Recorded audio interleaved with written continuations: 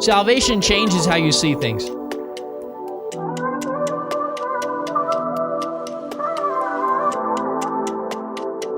I mean, it's kind of punny, right? Because here we have Saul who's blinded by the Lord, and when prayer comes, scales fall from his eyes, and now he can see.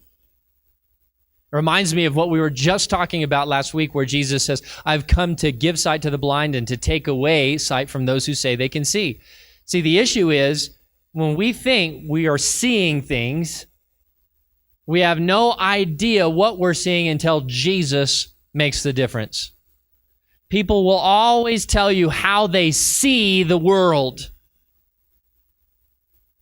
But what happens when Jesus comes into your life is you start seeing that the Lord is holding everything, that the Lord has a plan, that there is a purpose in everything that you're going through. And when Jesus is your Lord, then you're going to harness every opportunity because you know that by faith, Jesus is in control.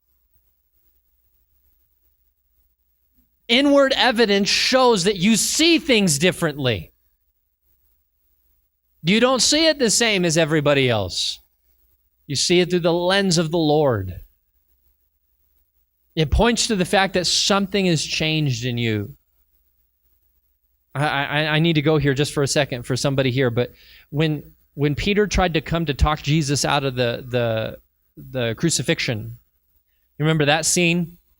And Peter gets in Jesus' face. Far be it for you, Lord, to do this. No, it's not going to happen. And actually, the Bible says that Peter rebuked Jesus for telling him that he was going to go be crucified.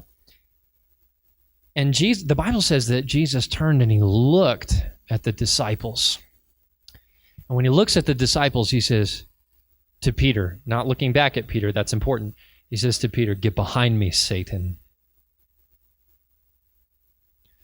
You see,